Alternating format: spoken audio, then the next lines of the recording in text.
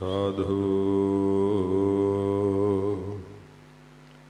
गोविंद के गुण गावहो। मानस जन्म अमोलक पायो, बिरथा काहे गवावो।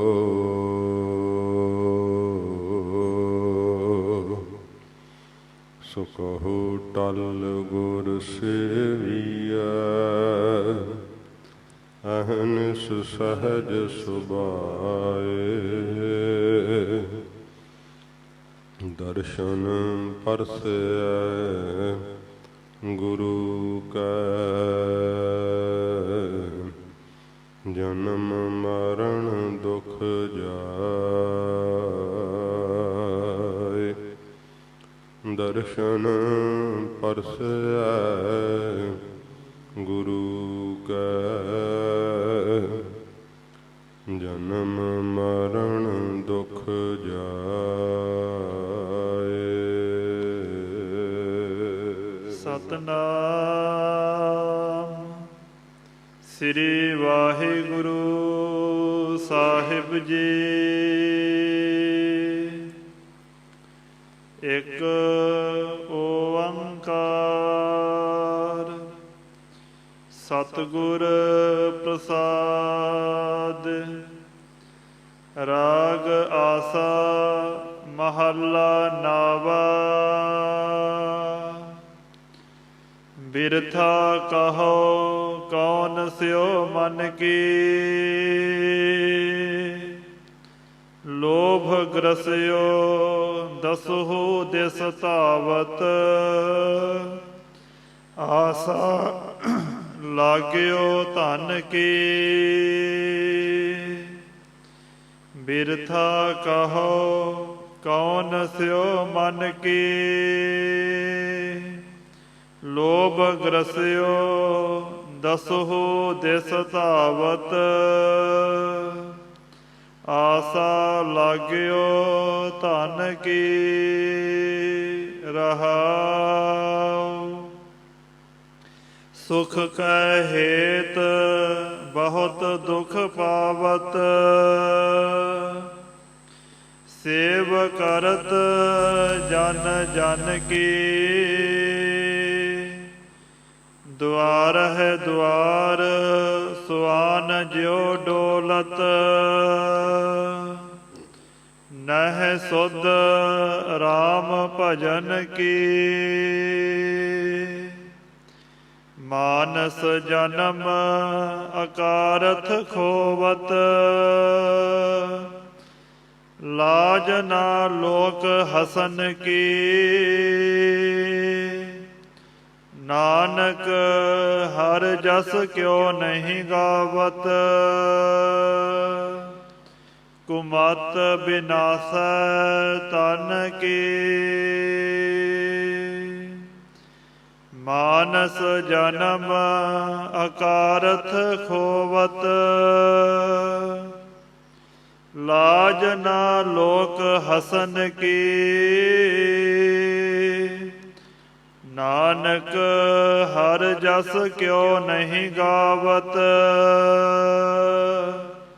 कुमत बिनासै तन की।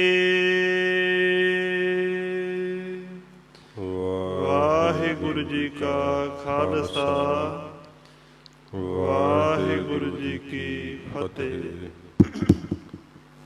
सच्चे पातशाह धन साहिब श्री गुरु ग्रंथ साहिब जी महाराज हजूर दी परम दया सदका सत्संगत दा ये पवित्र समा महाराज जी दे तरस नाल प्राप्त होया है। धन गुरु तेग बहादुर सच्चे पातशाह जी महाराज हजूर दा पवित्र 400 साला आगमन पुरब पंथ विच बहुत शरधा प्यार नाल बड़े उत्साह नाल मनाया जा रहा है। ਸਤਿਗੁਰੂ ਜੀ ਦੇ ਪ੍ਰਕਾਸ਼ ਗੁਰਪੁਰਬ ਦੀ ਖੁਸ਼ੀ ਵਿੱਚ ਸੰਗਤਾਂ ਦੀ ਆਗਿਆ ਮੰਨ ਕਰਕੇ ਮਹਾਰਾਜ ਜੀ ਦੀ ਪਵਿੱਤਰ ਬਾਣੀ ਦੀ ਲੜੀਵਾਰ ਕਥਾ ਆਰੰਭ ਹੋਈ ਸੀ। ਗੌੜੀ ਰਾਗ ਅੰਦਰ ਸੱਚੇ ਪਾਤਸ਼ਾਹ ਜੀ ਦੇ ਉਚਾਰਨ ਕੀਤੇ ਹੋਏ 9 ਸ਼ਬਦਾਂ ਦੀ ਕਥਾ ਸੰਪੂਰਨ ਹੋਈ ਹੈ। ਆਸਾ ਰਾਗ ਅੰਦਰ ਸੱਚੇ ਪਾਤਸ਼ਾਹ ਜੀ ਨੇ ਇੱਕ ਸ਼ਬਦ ਉਚਾਰਨ ਕੀਤਾ ਹੈ। ਜਿਵੇਂ ਮਹਾਰਾਜ ਬਖਸ਼ਿਸ਼ ਕਰਦੇ ਹਨ, ਮਨ ਬਿਰਤੀ ਇਕਾਗਰ ਕਰਕੇ ਪਿਆਰ ਨਾਲ ਸ਼ਰਧਾ ਨਾਲ ਸੱਚੇ ਪਾਤਸ਼ਾਹ ਦਾ ਅੰਮ੍ਰਿਤ ਉਪਦੇਸ਼ ਸਰਵਣ ਕਰੀਏ।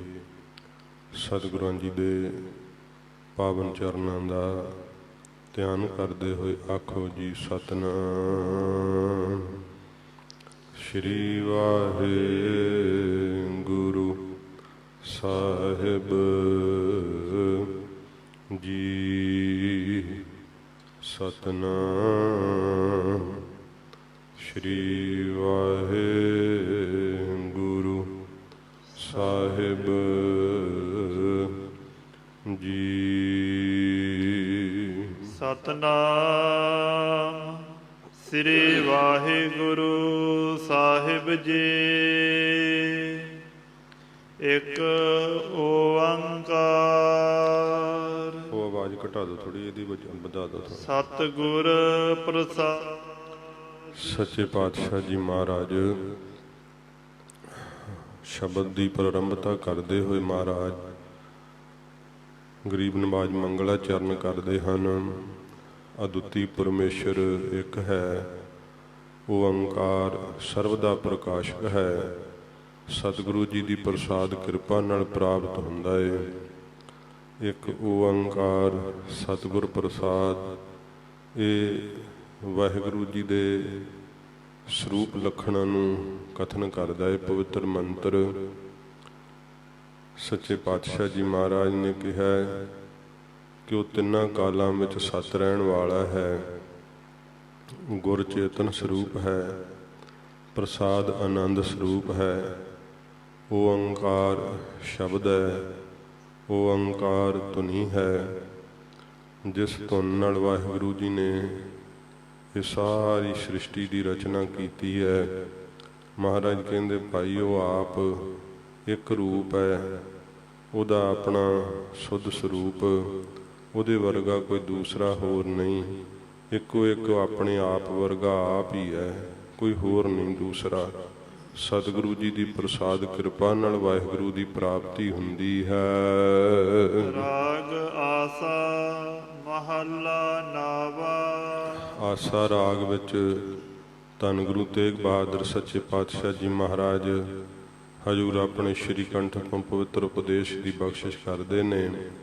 ਸਤਿਗੁਰੂ ਗਰੀਬ ਨਵਾਜ ਜਿਨ੍ਹਾਂ ਦੇ ਦਰਸ਼ਨ ਮਾਤਰ ਸੇ ਪ੍ਰਾਣੀ ਮਾਤਰ ਤੱਕ ਹੀ ਜਾਨਵਰਾਂ ਨੂੰ ਵੀ ਕਲਿਆਣ ਪ੍ਰਾਪਤ ਹੁੰਦੀ।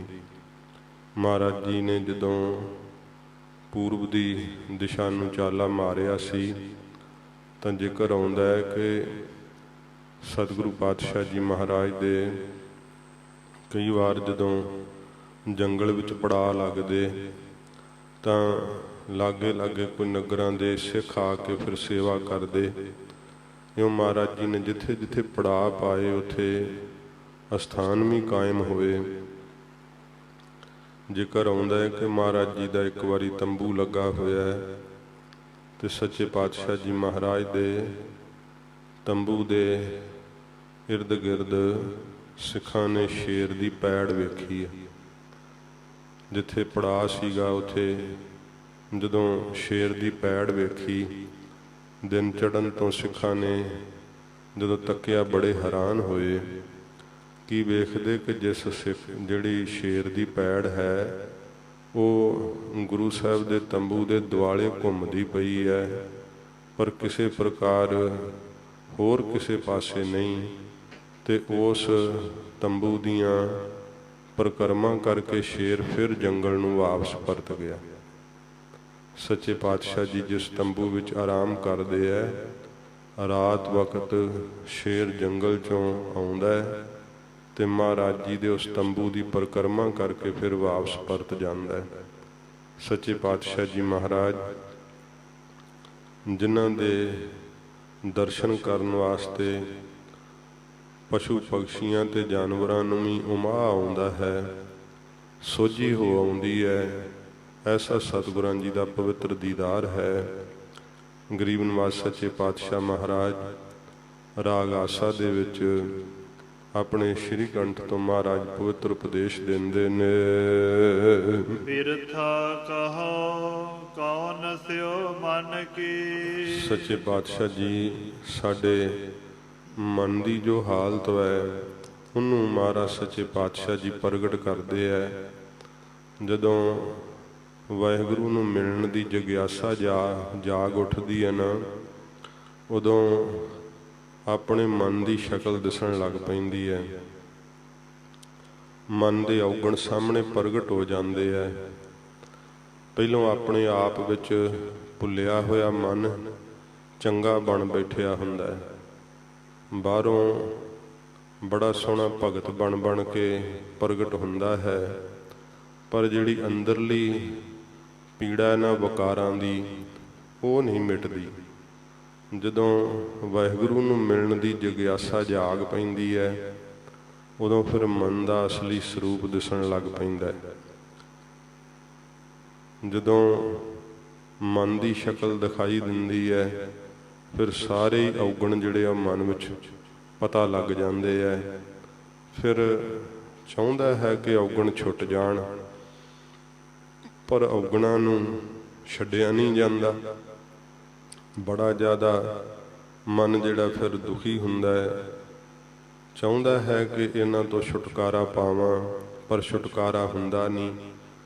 ਤੇ ਜਦੋਂ ਨਹੀਂ ਛੁਟਕਾਰਾ ਹੁੰਦਾ, ਫਿਰ ਉਹ ਮਨ ਸਮਰੱਥ ਗੁਰੂ ਜੀ ਦੇ ਅੱਗੇ ਜਦੋਂ ਅਰਦਾਸ ਕਰਦਾ ਹੈ ਤੇ ਮਹਾਰਾਜ ਦੇ ਕੋਲੋਂ ਆਪਣੀ ਮੁਸ਼ਕਲ ਦਾ ਹੱਲ ਪੁੱਛਦਾ ਹੈ, ਫਿਰ ਗੁਰੂ ਸਾਹਿਬ ਕਿਰਪਾ ਕਰਕੇ ਉਸ ਮੁਸ਼ਕਲ ਦਾ ਹੱਲ ਦੱਸਦੇ ਆ। ਇਸੇ ਤਰ੍ਹਾਂ ਹੀ ਮਨ ਦੀ ਜਿਹੜੀ ਮੁਸ਼ਕਲ ਹੈ ਨਾ, ਜਿਹੜੀ ਬੜੀ ਔਖੀ ਘਾਟੀ ਹੈ, ਵਕਾਰਾਂ ਦੀ ਲੰਘੀ ਨਹੀਂ ਜਾਂਦੀ।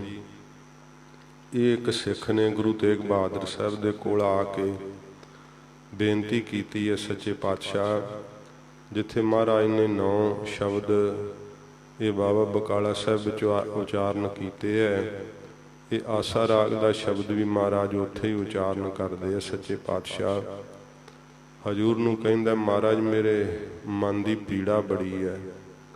ਸੱਚੇ ਪਾਤਸ਼ਾਹ ਜੀ ਕਹਿੰਦੇ ਹੈ, ਕੀ ਹੈ ਤੇਰੇ ਮਨ ਦੀ ਪੀੜਾ? ਉਹ ਰਹਾਉ ਦੀਆਂ ਪੰਕਤੀਆਂ ਵਿੱਚ ਸੱਚੇ ਪਾਤਸ਼ਾਹ ਜੀ ਮਹਾਰਾਜ ਦੱਸਣਗੇ। ਸਿੱਖ ਰੂਪ ਵਿੱਚ ਇਹ ਬੇਨਤੀ ਹੈ ਮਹਾਰਾਜ ਦੇ ਅੱਗੇ। ਸਤਿਗੁਰੂ ਪਾਤਸ਼ਾਹ ਜੀ ਮਹਾਰਾਜ ਨੂੰ ਜਿਵੇਂ ਸਿੱਖ ਨੇ ਆ ਕਰਕੇ ਬੇਨਤੀ ਕੀਤੀ ਹੈ, ਬਿਰਥਾ ਕਹੋ ਕੌਣ ਸਿਉ ਮਨ ਕੀ। ਮਹਾਰਾਜ ਮੈਂ ਆਪਣੇ ਮਨ ਦੀ ਜਿਹੜੀ ਬਿਰਥਾ ਪੀੜਾ ਹੈ, ਉਹ ਮਹਾਰਾਜ ਕਿਹਦੇ ਤਾਈਂ ਕਹਿਣਾ ਕਰਾਂ, ਜਿਹੜਾ ਹੈ ਕਿਹਨੂੰ ਜਾ ਕਰਕੇ ਆਪਣੇ ਮਨ ਦੀ ਹਾਲਤ ਜਿਹੜੀ ਹੈ ਉਹ ਦੱਸਣਾ ਕਰਾਂ। ਲੋਭ ਗ੍ਰਸਿਓ ਦਸਹੁ ਦਿਸ ਧਾਵਤ।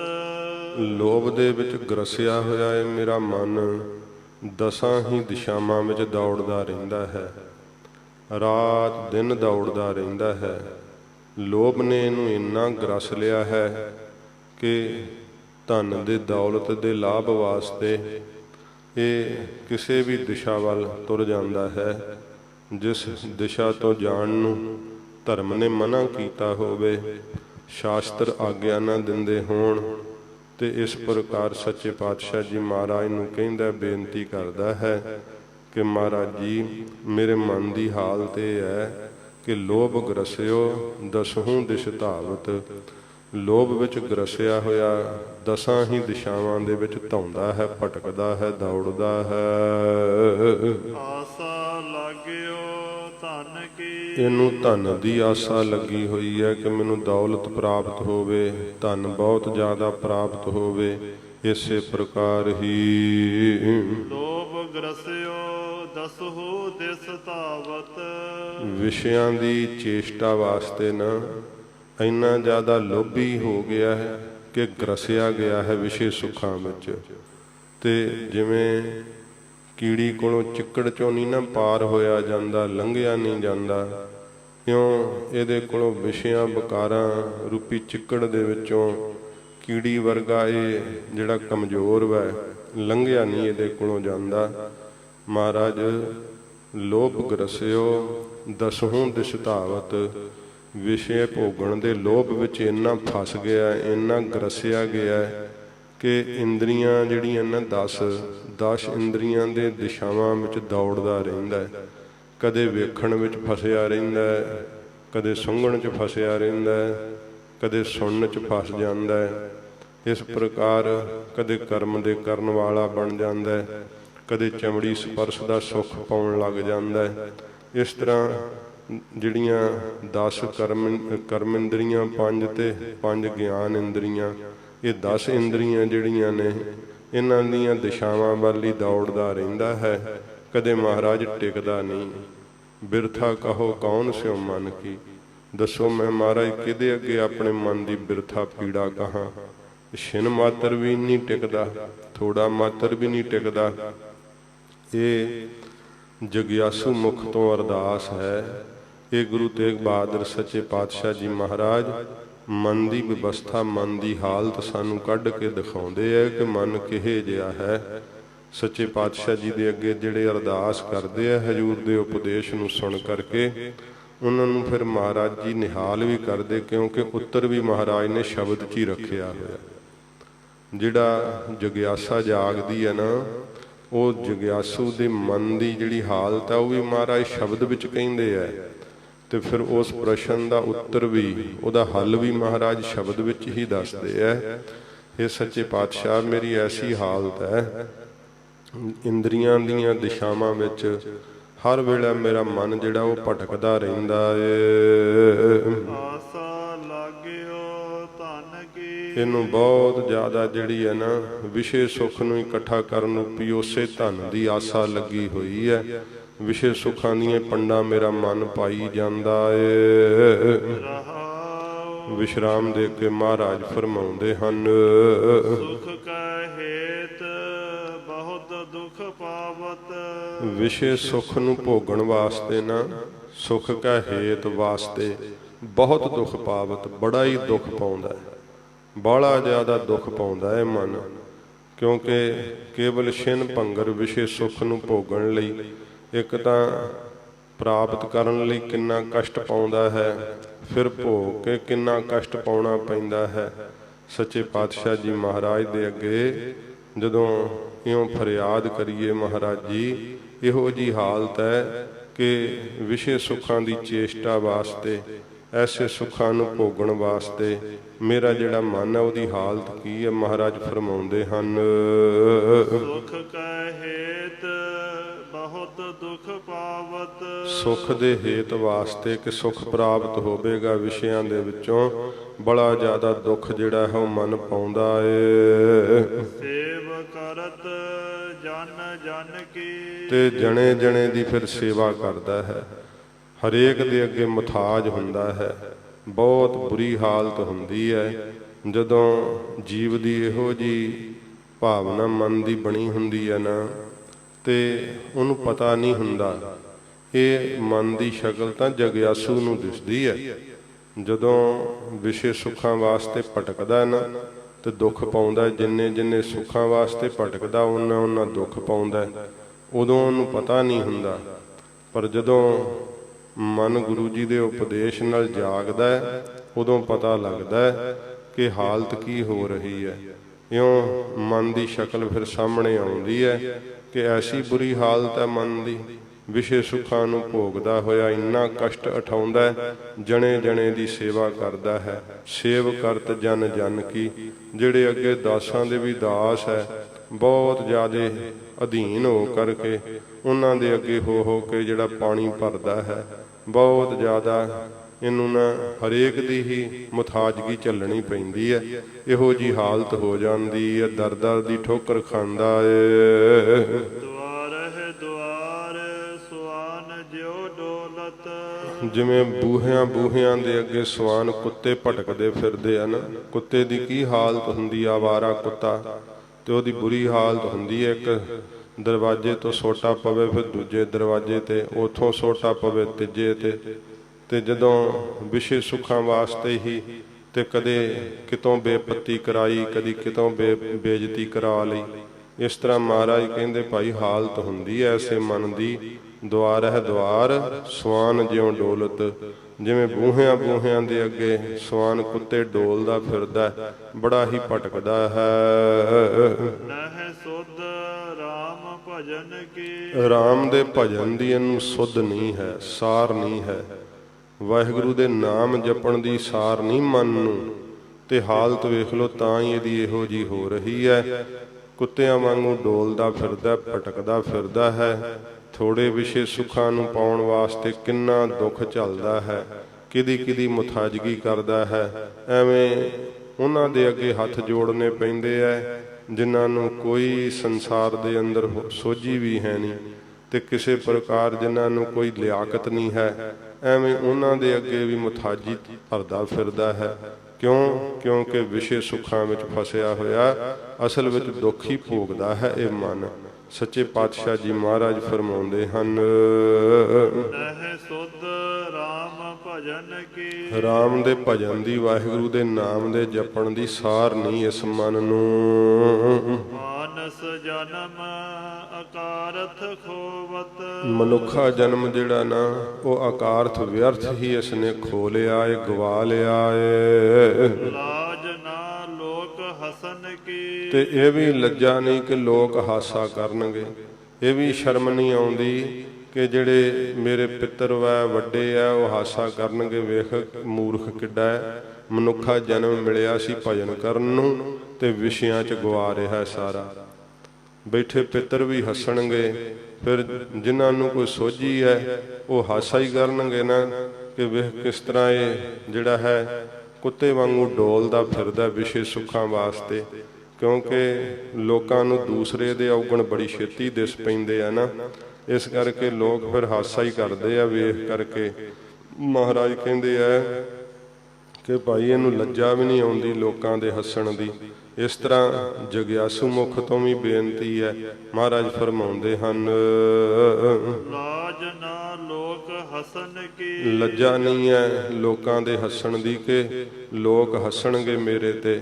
ਫਿਰ ਪਿਛਲੀ ਪੰਕਤੀ ਪੜੋ, ਮਾਨਸ ਜਨਮ ਅਕਾਰਥ ਖੋਵਤ, ਮਹਾਰਾਜ ਮੇਰਾ ਜਿਹੜਾ ਮਨੁੱਖਾ ਜਨਮ ਹੈ ਅਕਾਰਥ ਵਿਅਰਥ ਹੀ ਖੋ ਗਿਆ, ਗਵਾਚ ਗਿਆ ਸਾਰਾ।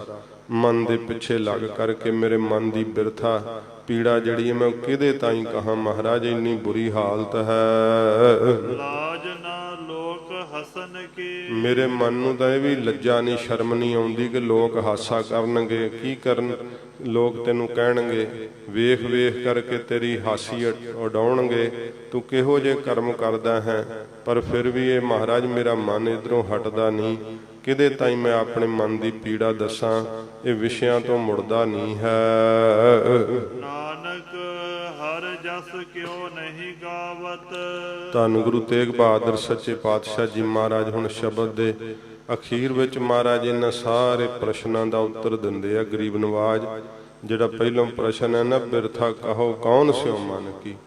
ਮਹਾਰਾਜ ਸੱਚੇ ਪਾਤਸ਼ਾਹ ਜੀ ਜਗਿਆਸੂ ਮੁਖ ਤੋਂ ਦੱਸਿਆ ਹੈ ਕਿ ਭਾਈ ਜਦੋਂ ਜਗਿਆਸਾ ਜਾਗਦੀ ਉਦੋਂ ਇਹ ਪੀੜਾ ਜਾਗ ਪੈਂਦੀ ਅੰਦਰ, ਫਿਰ ਕਿ ਮਨ ਦੇ ਅੰਦਰ ਇੰਨੀਆਂ ਬਿਆਦ ਨੇ, ਇੰਨਾ ਦੁਖਦਾਈ ਹੈ ਇਹ, ਕਰਦਾ ਵਿਸ਼ਿਆਂ ਵੱਲ ਇੰਨਾ ਜੁੜਿਆ ਹੋਇਆ ਕਿ ਹਟਦਾ ਹੀ ਨਹੀਂ। ਬਹੁਤ ਜ਼ਿਆਦਾ ਇਹਨੂੰ ਸਮਝਾਇਆ ਵੀ ਸਮਝਦਾ ਨਹੀਂ ਹੈ। ਤਾਂ ਸੱਚੇ ਪਾਤਸ਼ਾਹ ਜੀ ਮਹਾਰਾਜ ਕਹਿੰਦੇ ਭਾਈ ਫਿਰ ਜਿਹੜਾ ਹੈ ਉਹ ਕੀ ਯਤਨ ਕਰਨਾ ਚਾਹੀਦਾ। ਹਜੂਰ ਉੱਤਰ ਵਿੱਚ ਦੱਸਦੇ ਆ, ਜਿਸ ਕਰਕੇ ਮਨ ਦੀ ਪੀੜਾ ਨਾਸ਼ ਹੋਵੇ। ਨਾਨਕ ਹਰ ਜਸ ਕਿਉ ਨਹੀਂ ਗਾਵਤ, ਹਜੂਰ ਕਹਿੰਦੇ ਭਾਈ ਸਿੱਖਾ ਤੂੰ ਹਰੀ ਦਾ ਜਸ ਕਿਉਂ ਨਹੀਂ ਗਾਉਂਦਾ। ਵਾਹਿਗੁਰੂ ਦਾ ਜਸ ਆਪਣੀ ਰਸਨਾ ਤੋਂ ਗਾਇਆ ਕਰ। ਮਤ ਬਿਨਾਸੈ ਤਨ ਕੀ, ਜਿਹੜੀ ਤੇਰੀ ਸੂਖਸ਼ਮ ਸਰੀਰ ਦੇ ਅੰਦਰ ਕੁਮਤ ਖੋਟੀ ਮਤ ਤੇਰੇ ਅੰਦਰ ਵਸੀ ਹੋਈ ਹੈ ਨਾ, ਤੇਰੇ ਸਰੀਰ 'ਚ ਵੀ ਖੋਟੀ ਮਤ ਜਿਹੜੀ ਵਸੀ ਹੋਈ ਹੈ ਉਹ ਫਿਰ ਵਿਨਸ ਜਾਵੇਗੀ, ਨਾਸ਼ ਹੋ ਜਾਵੇਗੀ। ਨਾਨਕ ਹਰ ਜਸ ਕਿਉਂ ਨਹੀਂ ਗਾਵਤ। ਗੁਰੂ ਤੇਗ ਬਹਾਦਰ ਸਾਹਿਬ ਕਹਿੰਦੇ ਕਿਉਂ ਤੂੰ ਹਰੀ ਦਾ ਜਸ ਨਹੀਂ ਗਾਉਂਦਾ? ਦੱਸਦਾ ਤਾਂ ਹੈ ਕਿ ਬੜੀ ਪੀੜਾ ਹੈ, ਇਹ ਖੋਟੀ ਮੱਤ ਕਰਕੇ ਪੀੜਾ ਹੈ ਸਾਰੀ। ਤੇ ਜਦੋਂ ਤੂੰ ਹਰੀ ਜਸ ਗਾਵੇਂਗਾ ਤਾਂ ਮਹਾਰਾਜ ਕਹਿੰਦੇ ਨਾਲ ਹੀ ਤੇਰੀ ਖੋਟੀ ਮੱਤ ਵੀ ਸਰੀਰ ਚੋਂ ਨਾਸ਼ ਹੋ ਜਾਏਗੀ, ਨਿਰਮਲ ਮੱਤ ਤੈਨੂੰ ਉਜਲ ਮੱਤ ਪ੍ਰਾਪਤ ਹੋਵੇਗੀ। ਪਰ ਜੇ ਤੂੰ ਹਰੀ ਜਸ ਨਹੀਂ ਗਾਵੇਂਗਾ ਫਿਰ ਤੇਰੇ ਮਨ ਦੀ ਪੀੜਾ ਨਹੀਂ ਕਿਸੇ ਨੇ ਸੁਣਨੀ, ਨਾ ਤੇਰੇ ਮਨ ਦੀ ਪੀੜਾ ਫਿਰ ਨਾਸ਼ ਹੋਣੀ ਹੈ। ਉਸੇ ਤਰ੍ਹਾਂ ਦੀ ਹਾਲਤ ਬਣੀ ਰਹਿਣੀ ਹੈ। ਵਿਸ਼ੇ ਸੁੱਖਾਂ ਵਾਸਤੇ ਐਵੇਂ ਥਾਵਾਂ ਥਾਵਾਂ ਤੇ ਕੁੱਤੇ ਵਾਂਗੂ ਭਟਕਣਾ, ਤੇ ਫਿਰ ਜਿਹੜਾ ਹੈ ਥਾਵਾਂ ਥਾਵਾਂ ਤੇ ਨਰਾਦਰੀ ਕਰਾਉਣੀ, ਤੇ ਜਨ ਜਨ ਦੀ ਅੱਗੇ ਸੇਵਾ ਕਰਨੀ, ਹਰੇਕ ਦੇ ਮੁਤਾਜ ਹੋਣਾ, ਇਉਂ ਕੋਈ ਇੱਜ਼ਤ ਨਾ ਰਹਿਣੀ, ਕੋਈ ਸਤਿਕਾਰ ਨਾ ਰਹਿਣਾ। ਸੱਚੇ ਪਾਤਸ਼ਾਹ ਜੀ ਮਹਾਰਾਜ ਕਹਿੰਦੇ ਤੂੰ ਹਰੀ ਜਸ ਕਿਉਂ ਨਹੀਂ ਗਾਉਂਦਾ? ਕਿਉਂ ਬੇਪੱਤੀ ਕਰਵਾ ਰਿਹਾ ਹੈ? ਇਸ ਕਰਕੇ ਤੂੰ ਹਰੀ ਜਸ ਗਾ ਲੈ, ਜਿਸ ਕਰਕੇ ਕਿ ਤੇਰੇ ਅੰਦਰੋਂ ਖੋਟੀ ਮੱਤ ਜਿਹੜੀ ਉਹ ਤੇਰੇ ਸਰੀਰ ਵਿੱਚੋਂ ਨਾਸ਼ ਹੋ ਜਾਵੇ। ਇਹ ਮਹਾਰਾਜ ਜੀ ਨੇ ਆਸਾ ਰਾਗ ਵਿੱਚ ਬਖਸ਼ਿਸ਼ ਕੀਤੀ ਹੈ। ਅੱਗੇ ਜਿਵੇਂ ਮਹਾਰਾਜ ਸਾਹਿਬ ਜੀ ਦੇਵ ਗੰਧਾਰੀ ਰਾਗ ਵਿੱਚ ਬਖਸ਼ਿਸ਼ ਕਰਦੇ ਹਨ, ਸੁਣੋ ਪਿਆਰ ਨਾਲ। ਇੱਕ ਓੰਕਾਰ ਸਤਿਗੁਰ ਪ੍ਰਸਾਦ। ਸੱਚੇ ਪਾਤਸ਼ਾਹ ਜੀ ਮਹਾਰਾਜ ਇੱਥੇ ਵੀ ਮੰਗਲਾਚਰਨ ਕਰਦੇ ਹੈ। ਅਦਵੈਤ ਸਰੂਪ ਪਰਮੇਸ਼ਰ ਇੱਕ ਹੈ, ਓੰਕਾਰ ਸਰਬ ਦਾ ਪ੍ਰਕਾਸ਼ਕ ਹੈ, ਸਤਿਗੁਰੂ ਜੀ ਦੀ ਪ੍ਰਸਾਦ ਕਿਰਪਾ ਨਾਲ ਪ੍ਰਾਪਤ ਹੁੰਦਾ ਏ। ਰਾਗ ਦੇਵ ਗੰਧਾਰੀ ਮਹੱਲਾ ਨਾਵਾ। ਰਾਗ ਦੇਵ ਗੰਧਾਰੀ ਰਾਗ ਤੇ ਸੱਚੇ ਪਾਤਸ਼ਾਹ ਜੀ ਧੰਨ ਗੁਰੂ ਤੇਗ ਬਹਾਦਰ ਸਾਹਿਬ ਜੀ ਮਹਾਰਾਜ ਬਖਸ਼ਿਸ਼ ਕਰਦੇ ਹਨ। ਯਹ ਮਨ ਨੈਕ ਨਾ ਕਹਿਓ ਕਰੈ। ਸੱਚੇ ਪਾਤਸ਼ਾਹ ਫਿਰ ਮਨ ਦੀ ਹਾਲਤ ਦਿਖਾਉਂਦੇ ਐ। ਮਹਾਰਾਜ ਕਹਿੰਦੇ ਭਾਈ ਜਿਹੜਾ ਮਨ ਹੈ ਨਾ, ਇਹਨੂੰ ਕਈ ਵਾਰੀ ਸਾਧਨ ਕਰਕੇ ਕੋਈ ਸਮਝਣ ਲੱਗ ਪੈਂਦਾ ਹੈ ਕਿ ਭਾਈ ਮੇਰਾ ਮਨ ਮੇਰੇ ਵੱਸ ਆ ਗਿਆ ਲੱਗਦਾ ਹੈ। ਸਤਿਗੁਰੂ ਜੀ ਕਹਿੰਦੇ ਆ ਭਾਈ ਇਹ ਮਨ ਇੰਨਾ ਢੀਠ ਹੈ ਨਾ, ਇਹ ਮਨ ਨੈਕ ਨਾ ਕਹਿਓ ਕਰੈ। ਇਹ ਜਿਹੜਾ ਮਨ ਹੈ ਨਾ, ਥੋੜਾ ਜਿੰਨਾ ਵੀ ਗੁਰੂ ਜੀ ਦਾ ਕਿਹਾ ਹੋਇਆ ਉਪਦੇਸ਼ ਉਹਦੇ ਮੁਤਾਬਕ ਨਹੀਂ ਕੰਮ ਕਰਦਾ। ਸਾਨੂੰ ਕਰਮ ਤਾਂ ਗੁਰੂ ਜੀ ਦੀ ਸਿੱਖਿਆ ਮੁਤਾਬਕ ਕਮਾਉਣੇ ਚਾਹੀਦੇ ਹਨ, ਪਰ ਇਹ ਮਨ ਇੰਨਾ ਢੀਠ ਹੈ ਕਿ ਨੈਕ ਥੋੜਾ ਜਿੰਨਾ ਵੀ ਗੁਰੂ ਸਾਹਿਬ ਜੀ ਦੀ ਸਿੱਖਿਆ ਮੁਤਾਬਕ ਨਹੀਂ ਢਲਦਾ। ਥੋੜਾ ਜਿੰਨਾ ਹੀ ਢਲ ਜੇ ਨਾ ਤੇ ਤਾਂ ਵੀ ਇਹਦੇ ਤੇ ਬਖਸ਼ਿਸ਼ ਹੋ ਜੇ। ਥੋੜਾ ਜਿੰਨਾ ਵੀ ਨਹੀਂ ਢਲਦਾ, ਆਪਣੀ ਮਰਜ਼ੀ ਕਰਦਾ, ਜੋ ਇਹਨੂੰ ਭਾਉਂਦਾ ਹੈ, ਜੋ ਚੰਗਾ ਲੱਗਦਾ ਉਸੇ ਤਰ੍ਹਾਂ ਕਰਦਾ ਹੈ। ਗੁਰੂ ਜੀ ਦੇ ਉਪਦੇਸ਼ ਦੀ ਬਿਲਕੁਲ ਪਰਵਾਹ ਨਹੀਂ ਕਰਦਾ। ਧਾਰਮਿਕ ਗ੍ਰੰਥ ਕੀ ਸਿੱਖਿਆ ਦਿੰਦੇ ਐ? ਯਹ ਮਨ ਨੈਕ ਨਾ ਕਹਿਓ ਕਰੈ। ਇਹ ਜਿਹੜਾ ਮਨ ਹੈ ਥੋੜਾ ਜਿੰਨਾ ਵੀ ਜਿਹੜਾ ਨਾ ਕਿਹਾ ਹੋਇਆ ਉਪਦੇਸ਼ ਉਹਦੇ ਮੁਤਾਬਕ ਨਹੀਂ ਕਰਮ ਕਰਦਾ। ਮਹਾਰਾਜ ਜੀ ਨੇ ਕਿੰਨੀ ਮਰਿਆਦਾ ਦਰੜਾਈ ਹੈ ਸੱਚੇ ਪਾਤਸ਼ਾਹ ਨੇ। ਥੋੜਾ ਜਿੰਨਾ ਵੀ ਉਸ ਮਰਿਆਦਾ ਨੂੰ ਇਹ ਮਨ ਜਿਹੜਾ ਹੈ ਨਹੀਂ ਕਮਾਉਂਦਾ ਹੈ। ਸਿੱਖ ਸਿਖਾਏ ਰਹਿਓ ਆਪਣੀ ਸੀ। ਬਹੁਤ ਜ਼ਿਆਦਾ ਆਪਣੇ ਵੱਲੋਂ ਕੋਸ਼ਿਸ਼ਾਂ ਕਰ ਕਰਕੇ ਚੰਗੀ ਸਿੱਖਿਆ ਸਿਖਾ ਸਿਖਾ ਕਰਕੇ ਹਾਰ ਗਏ ਐ ਇਸ ਮਨ ਦੇ ਤਾਈਂ। ਦੁਰਮਤ ਤੇ ਨਾ ਟਰੈ। ਪਰ ਖੋਟੀ ਮੱਤ ਵੱਲੋਂ ਟਲਦਾ ਹੀ ਨਹੀਂ। ਉਹ ਖੁਰੇ ਨੂੰ ਕਿੰਨ ਸਿਖਾ ਦਿੱਤੀ ਹੈ? ਗੁਰਮਤ ਧਾਰਨ ਕਰਨੀ ਹੋਵੇ ਤੇ ਆਲਸ ਕਰਦਾ ਹੈ। ਇਹਨੂੰ ਬੜੀਆਂ ਗੱਲਾਂ ਸਮਝਾਉਣੀਆਂ ਪੈਂਦੀਆਂ ਨੇ, ਪਰ ਜਦੋਂ ਕੋਈ ਔਗਣਾ ਵਾਲਾ ਕੰਮ ਹੁੰਦਾ ਖੁਰੇ ਨੇ ਕਿੱਥੋਂ ਸਿੱਖਿਆ ਝਾਟੀ ਕਰ ਲੈਂਦਾ ਹੈ, ਉਧਰ ਨੂੰ ਪ੍ਰਵਿਰਤ ਹੋ ਜਾਂਦਾ ਹੈ। ਬੜੀ ਜ਼ਿਆਦੀ ਸਿੱਖਿਆ ਦੇ ਦੇ ਕਰਕੇ ਇਹਨੂੰ ਵੇਖ ਲਿਆ, ਪਰ ਇਹ ਕਿਸੇ ਪ੍ਰਕਾਰ ਵੀ ਕਿਸੇ ਸਿੱਖਿਆ ਨੂੰ ਅਪਣਾਉਂਦਾ ਹੀ ਨਹੀਂ, ਧਾਰਨ ਨਹੀਂ ਕਰਦਾ। ਮਹਾਰਾਜ ਫਰਮਾਉਂਦੇ ਹਨ, ਦੁਰਮਤ ਤੇ ਨਾ ਟਰੈ। ਦੁਰਮਤ ਖੋਟੀ ਮੱਤ ਤੋਂ ਇਹ ਟਲਦਾ ਨਹੀਂ, ਬਾਰ-ਬਾਰ ਖੋਟੀ ਮੱਤ ਹੀ ਜਿਹੜੀ ਆ ਉਹ ਅਪਣਾਈ ਰੱਖਦਾ ਏ।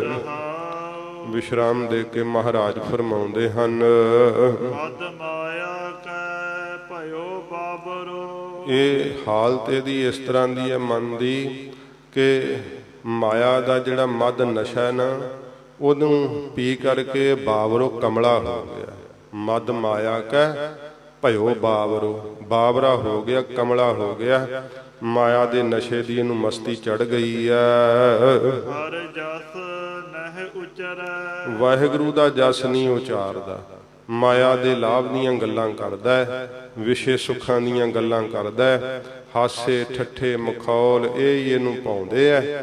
ਵਾਹਿਗੁਰੂ ਜੀ ਦਾ ਭਜਨ ਨਹੀਂ ਇਹਦੇ ਕੋਲੋਂ ਹੁੰਦਾ।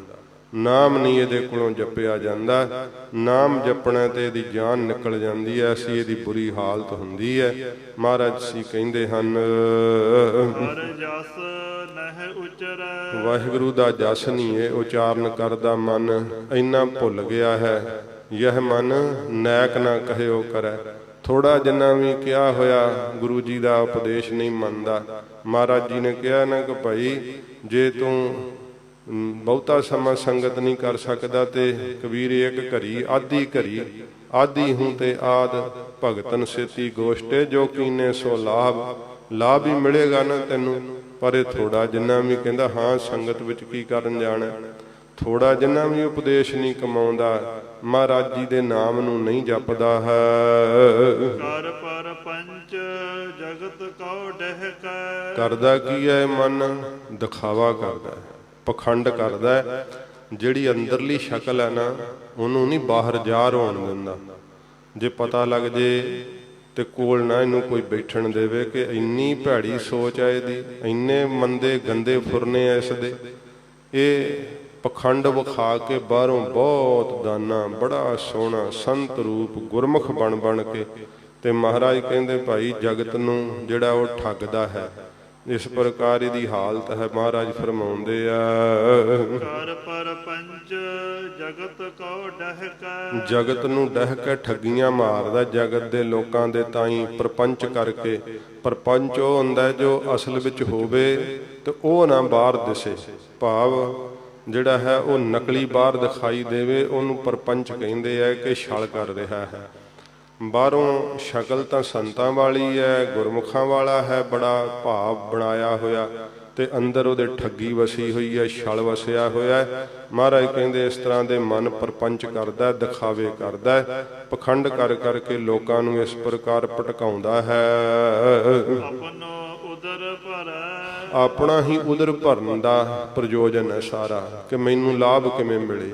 ਅਗਲਾ ਭਾਵੇਂ ਢੱਠੇ ਖੂਹ 'ਚ ਪੈ ਜੇ ਜਾ ਕਰਕੇ, ਉਹਦੀ ਕੋਈ ਪਰਵਾਹ ਨਹੀਂ, ਲੋਕਾਂ ਨੂੰ ਭਟਕਾਉਂਦਾ ਰਹਿੰਦਾ ਹੈ। ਇਸ ਤਰ੍ਹਾਂ ਹੀ ਪਖੰਡੀ ਕਰਦੇ ਆ। ਉਹਨਾਂ ਨੂੰ ਕਿਸੇ ਦੇ ਭਲੇ ਹੋਣ ਦੀ ਕੀ ਚਿੰਤਾ, ਜਿਹਨੇ ਆਪਣਾ ਭਲਾ ਹੀ ਨਹੀਂ ਕਦੇ ਲੋਚਿਆ। ਤੇ ਫਿਰ ਉਹਨਾਂ ਨੂੰ ਭਟਕਾਉਣਾ ਹੀ ਉਹਨਾਂ ਨੇ, ਕਿ ਜਿਹੜਾ ਹੈ ਇਹੋ ਜਿਹਾ ਰਸਤਾ ਦੱਸ ਦੇਣਾ, ਇਹੋ ਜੀ ਸਲਾਹ ਦੇ ਦੇਣੀ ਜਿਹਦੇ ਨਾਲ ਮਹਾਰਾਜ ਦੇ ਪ੍ਰੇਮ ਤੋਂ ਹੀ ਭਟਕ ਜਾਵੇ, ਪਖੰਡੀਆਂ ਦੇ ਰਾਹ ਪੈ ਜਾਵੇ, ਇਹੋ ਜਿਹੇ ਦੰਭਾਂ ਦੇ ਰਾਹ ਪੈ ਜਾਵੇ। ਤੇ ਜਿਹੜੇ ਸੱਚਮੁੱਚ ਹੀ ਅੰਦਰੋਂ ਬਾਹਰੋਂ ਇੱਕੋ ਜਿਹੇ ਸਰੂਪ ਵਾਲੇ ਹੁੰਦੇ ਆ, ਉਹਨਾਂ ਨੂੰ ਕਿਸੇ ਕੋਲੋਂ ਕੀ ਲੈਣ ਦੀ ਇੱਛਾ, ਉਹ ਸੱਚ ਦਾ ਹੀ ਮਾਰਗ ਦੱਸਦੇ ਆ। ਸੱਚੇ ਪਾਤਸ਼ਾਹ ਜੀ ਮਹਾਰਾਜ ਕਹਿੰਦੇ ਜਿਹੜਾ ਭਾਈ ਪਖੰਡੀ ਹੁੰਦਾ ਨਾ, ਮਨ ਦੀ ਹਾਲਤ ਜਿਹਦੀ ਐਸੀ ਹੈ, ਮਨ ਕਿਸ ਤਰ੍ਹਾਂ ਦਿਖਾਉਂਦਾ ਹੈ ਕਿ ਬੜਾ ਸੋਹਣਾ ਬਾਹਰੋਂ ਸਰੂਪ ਬਣਾ ਕੇ ਦਿਖਾਉਂਦਾ ਹੈ, ਪਰਪੰਚ ਕਰਦਾ ਹੈ, ਦਿਖਾਵਾ ਕਰਦਾ ਹੈ ਤੇ ਲੋਕਾਂ ਨੂੰ ਭਟਕਾਉਂਦਾ ਹੈ ਬਹੁਤ ਜ਼ਿਆਦਾ। ਉਹ ਭਟਕਾਉਣਾ ਹੀ ਆ ਨਾ, ਕਿ ਜਿਹੜਾ ਅੰਦਰ ਅਸਲ ਰੂਪ ਹੈ ਉਹ ਬਾਹਰ ਹਾਜ਼ਰ, ਜਿਹੜਾ ਹੈ ਉਹ ਜ਼ਾਹਰ ਨਹੀਂ ਹੋਣ ਦਿੰਦਾ। ਉਹਨੂੰ ਨਹੀਂ ਬਾਹਰ ਜ਼ਾਹਰ ਹੋਣ ਦੇਣਾ ਉਹਨੇ ਆਪਣਾ ਆਪ, ਤੇ ਕਿ ਮੇਰਾ ਪਤਾ ਨਾ ਲੱਗ ਜੇ, ਛਲ ਕਰਦਾ ਹੈ। ਸੱਚੇ ਪਾਤਸ਼ਾਹ ਜੀ ਕਹਿੰਦੇ ਆ ਇਉਂ ਹਾਲਤ ਹੈ ਭਾਈ ਮਨ ਦੀ। ਪਿਛਲੀ ਪੰਕਤੀ ਪੜੋ। ਕਰ ਪਰ ਪੰਚ ਜਗਤ ਕਉ ਡਹਿਕੈ। ਜਗਤ ਨੂੰ ਭਟਕਾਉਂਦਾ ਹੈ, ਮਹਾਰਾਜ ਕਹਿੰਦੇ ਛਲਦਾ ਹੈ ਭਾਈ ਵਿਖਾਵਾ ਕਰਕੇ। ਆਪਨੋ ਉਦਰ ਭਰੈ। ਆਪਣਾ ਉਦਰ ਪੇਟ ਜਿਹੜਾ ਉਹਨੂੰ ਭਰਨ ਵਾਸਤੇ ਹੀ ਪ੍ਰਯੋਜਨ ਹੁੰਦਾ ਹੈ ਕਿ ਮੈਨੂੰ ਲਾਭ ਕਿਵੇਂ ਮਿਲੇਗਾ। ਸਵਾਨ ਪੂਛ ਜਿਉ ਹੋਏ ਨਾ ਸੂਦੋ। ਮਨ ਦੀ ਐਸੀ ਹਾਲਤ ਹੈ, ਮਹਾਰਾਜ ਜੀ ਕਹਿੰਦੇ ਆ ਕਿ ਕਈ ਵਾਰੀ ਜਗਿਆਸੂ ਨੂੰ ਹੁੰਦਾ ਕਿ ਮੈਂ ਬੜੇ ਸਾਧਨ ਕਰ ਲਏ, ਹੁਣ ਮਨ ਚੋਂ ਛਲ ਨਿਕਲ ਗਿਆ ਹੋਣਾ, ਹੁਣ ਮੇਰਾ ਮਨ ਕਾਮ ਵਾਸ਼ਨਾ ਦਾ ਫੁਰਨਾ ਨਹੀਂ ਕਰਦਾ, ਹੁਣ ਮੇਰਾ ਮਨ ਕ੍ਰੋਧੀ ਨਹੀਂ ਹੁੰਦਾ।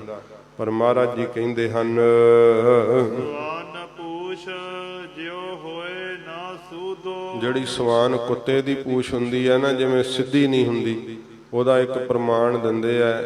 ਜਿਵੇਂ ਆਪਣੇ ਪੰਜਾਬ ਵਿੱਚ ਵੀ ਅਖਾਣਾਂ ਬਣੀਆਂ ਹੁੰਦੀਆਂ ਨੇ, ਜਿਹੜਾ ਬਾਹਲਾ ਟੇਢਾ ਹੋਵੇ ਨਾ, ਭਾਵ ਜਿਹੜਾ ਬੜਾ ਹੀ ਨਾਸਤਿਕ ਹੈ, ਮਨਮੁਖ ਹੈ, ਉਹਨੂੰ ਇਹ ਜਿਹੜਾ ਵਰਤਦੇ ਕਹਿੰਦੇ ਕੁੱਤੇ ਦੀ ਪੂਛ ਹੈ, ਭਾਵ ਇਹ ਸਿੱਧਾ ਨਹੀਂ ਹੋ ਸਕਦਾ।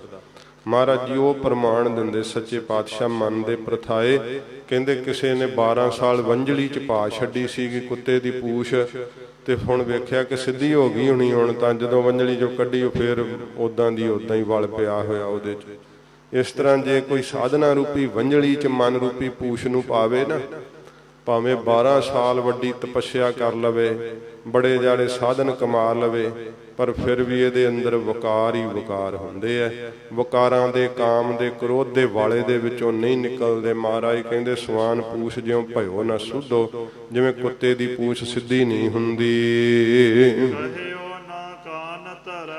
ਤੇ ਕਿਸੇ ਪ੍ਰਕਾਰ ਵੀ ਕਿਹਾ ਹੋਇਆ ਸ਼ਬਦ ਜਿਹੜਾ ਨਾ ਉਪਦੇਸ਼, ਉਹ ਧਿਆਨ ਨਹੀਂ ਧਰਦਾ ਉਹਦੇ ਵੱਲ, ਕੰਨ ਹੀ ਨਹੀਂ ਕਰਦਾ ਹੈ।